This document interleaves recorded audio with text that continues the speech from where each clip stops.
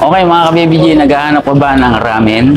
So nandito tayo sa Rai Ken, Shell Mamplasan at makakausap natin yung kanilang branch manager na si Sir Glenn. Sir Glenn, so kumusta naman? So nakikita kita, talagang ang ganda ng pwesto mo dito. So finally, nakasama na kita at makakapasok na rin ako dito.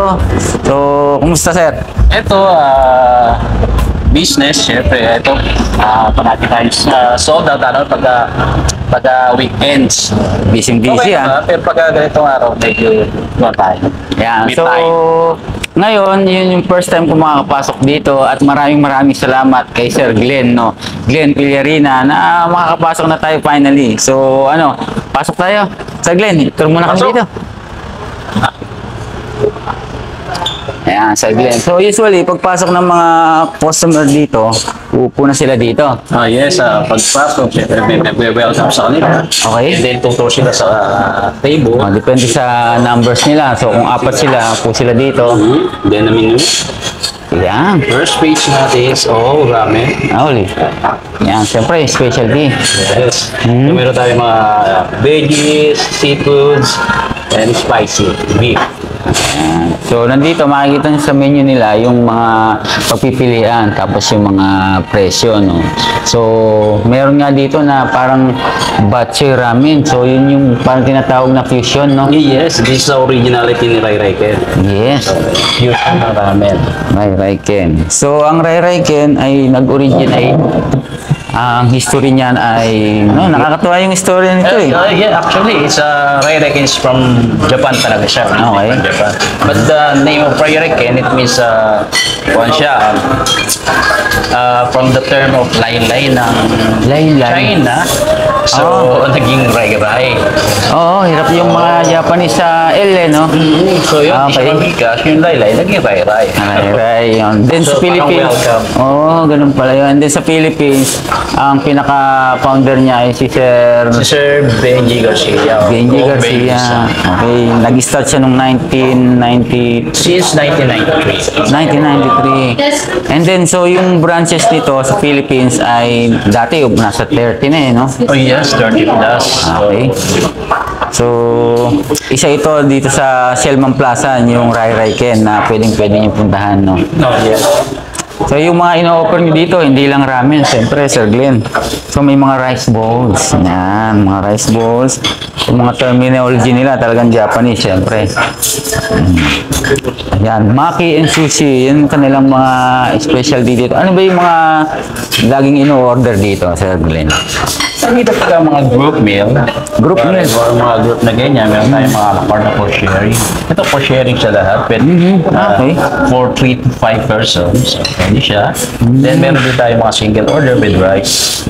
So Yeah. dito, one of our best sellers nyo doon, and iyo. Okay. Yunaju or yunagi. And then meron din tayong mga sushi, sashimi, and then yung mga set meal na teishoko and bread. Yan. So, yung mga ingredients yan, yung mga galing pa bang yan? O... Yes, it's originate talaga sa Japan. Ganun. Talagang... Japanese ingredients talaga na. Kung gusto mong matikman talaga na parang talagang nasa Japan ka, dito ka talaga pumupunta, So, para ka na rin nasa Japan. Kung namimig ka na ba sa Rai Ken, Japan? Ayun lang yung iba. Malapit na yan. Abangan nyo yan. So, usually, Sir Glenn, ano ba yung mga customers niyo dito? So dito, guys natin dito, yung mix na talaga eh. So, merong Filipino, foreigner, Foreigners, no? iba-iba na sila. So, yung mga Pilipino na mga customers, nagustuhan na rin talaga nila yung ang lasa ng Rai Ken, no? So, kaya bumabalik-balik na rin sila. Meron pa silang ganun, sir, ng mga pabalik-balik na sila. Marami na kami na rin. Okay. Kasi iba, pwede tawag din sa amin, pangalan namin. Hindi ang pinatawag. Ganun? Kasi kilala talaga. Okay, napakagaling naman, no? So, ibig sabihin, masarap yung talagang mga natitikman nilang pagkain dito, saka yung pagsaserve nyo. Welcome na welcome yung mga, mga customers nyo, kaya bumabalik-balik, no? Siyempre. Isa yung sa priority namin talaga is yung good service. And then the quality of food. Good service. And then yung mga birthday party, mga reunion, pwede rin sila dito, no? Yung reservation any occasion, nag-happy kami, birthday, reunion, any party. Wala nga lang tayong beer or alcohol dito. Ay, bawal. So more on foods and drinks lang tayo ng juices. Siyempre, pang pamilya, kasama mga bata, ano. And then, yung capacity nito ay hanggang labas, no? Meron pala kayo dun na, ano. More or less kasya tayo dito sa 100 packs. Dito is 50 to 60 and then sa labas natin is 40. Total is 100. So, pag umorder sila, or umorder kayo, mga ka-Baby G, so, usually, maghihintay lang kayo ng 15 to 20 minutes. Ayan, tignan nyo yung pag-aaral nila, pag may natapos na kumain. Makita mo, meron pang, parang ano, no? Papalam pa ng maayos, no? So yes, meron tayong host. Ayan. Ayan. Talagang kung ako customer at ginanon yung babatiin ako ng gano'n, napalabas na lang ako, babalik at babalik ako, di ba? Masarap na yung pagkain, tapos welcome na welcome ka pa, no? Hanggang paglabas mo, ina-assist ka pa. Ilan ba yung crew nyo dito, Sir Glenn? Kasi we are total of 14. 7 dining, 7 sa kitchen. Okay. So kaya yung service natin sa mabilis. Okay. So, meron bang araw na pinipili na maraming tao or ano?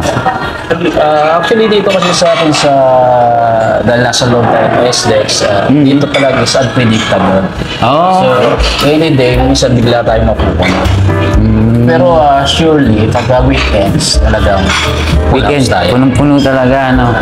So, yung mga pamilya, so, mga magkakaibigan, meron din mga lovers, meron kayong inihanda para sa Valentine's?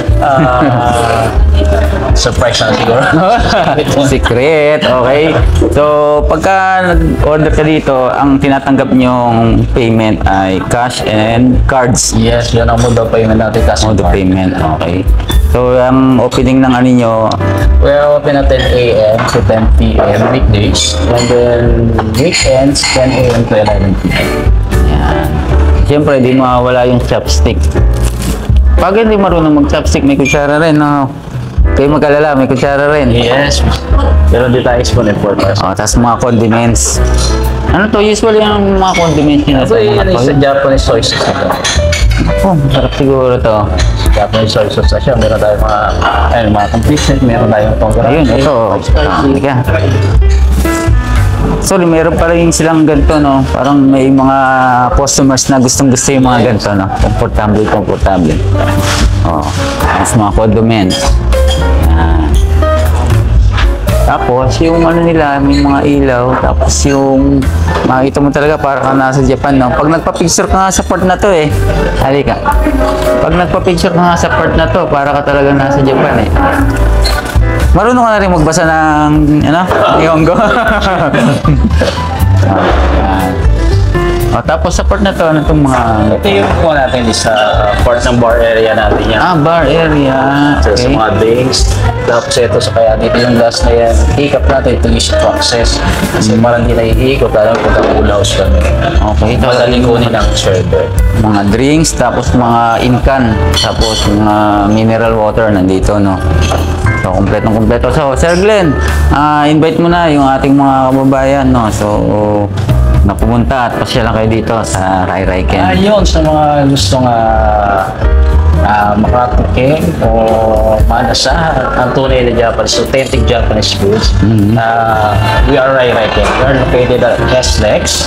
So, we call that Shellman Plaza, northbound. So, pagkapapunta kayo Maynila, doon yung side namin. So, we are open at 10 a.m. to 10 p.m. daily. And then, the weekends naman namin is 10 a.m. to 11 p.m. So, kung matitikman namin yung ano ba yung pwede mo i-serve sa amin na talaga namang specialty ng Rai Rai Ken. So, mamaya matitikman natin at pupwesto tayo para ma-review talaga natin, no. Finally, matitikman ko na yung Rai Rai Ken, no, na ramen, no, na laging sa ano ko lang nakikita sa Facebook, eh. Pero ngayon, finally, nandito na tayo, no.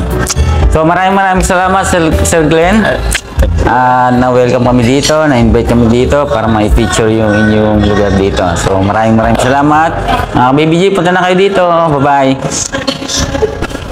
Okay, usually, pag umupo kayo dito, so, lalapit si So, isa sa mga crew and staff nila, no? Si Ma'am. Because Supervisor. Supervisor ko pala. Oh, supervisor. Ibig sabihin, kahit supervisor nag-a-assist, no?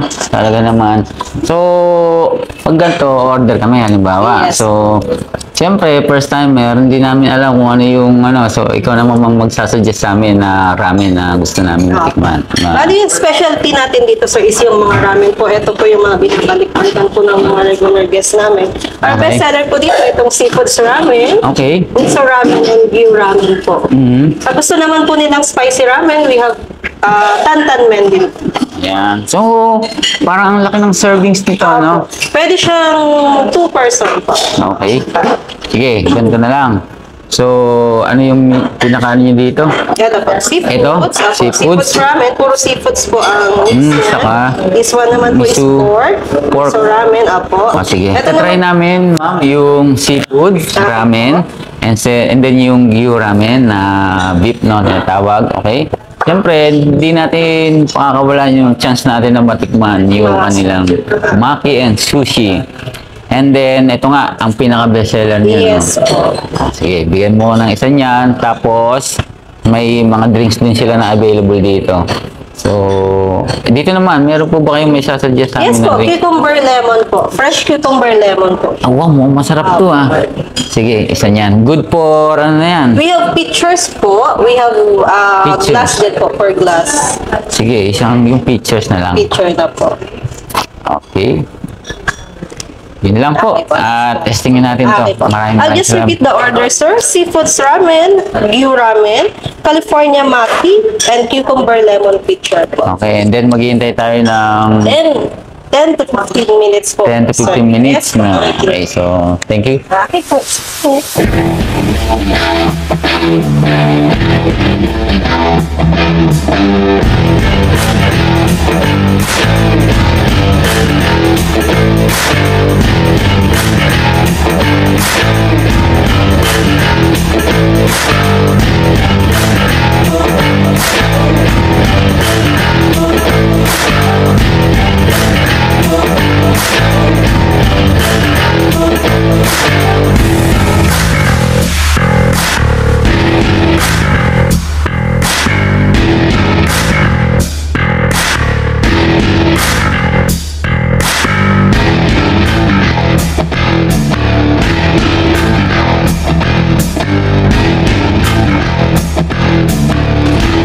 Okay mga ka-baby G, eto na. Finally, matitikman na natin ang kanilang seafood ramen, gyro ramen, at yung California maki, crunchy maki, at yung super California maki na spicy. Okay? Kasama ko si Ate Gwyneth, Kuya Jen Reb, and tara na, let's eat.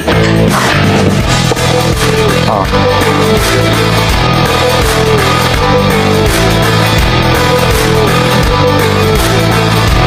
Paano ba style ng pagkain dito? Ya? Try natin. Paano malalim natin? Ito po, kalamansi. Lalagyan ko lang sa sauce. Ito. Okay. Tapos, kung nilang spicy, sir, pwede nilang lagyan ng wasabi. Yan. Tapos? Lalagyan ko nila ng Tapos isa sausaw. yes. Ito naman po is luya, gari po ang tawag. Thank you. May natutunan tayo kay ma'am. Yung pala yun, hindi lang basta naka-display doon. Wasabi. Gusto niyo manghang. Yan ang wasabi. Para wala kayong masabi. Doon. So, yung mga naka-side dish dito na kalamansi, ilalagay nyo dito. Lalagyan nyo ng toyo. Nung pala yun. Sasasaw-saw na natin. Wait. Para...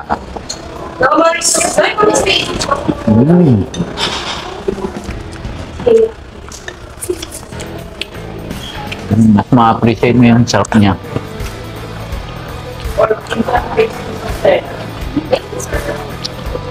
Nung pala yun. Ito ay luya.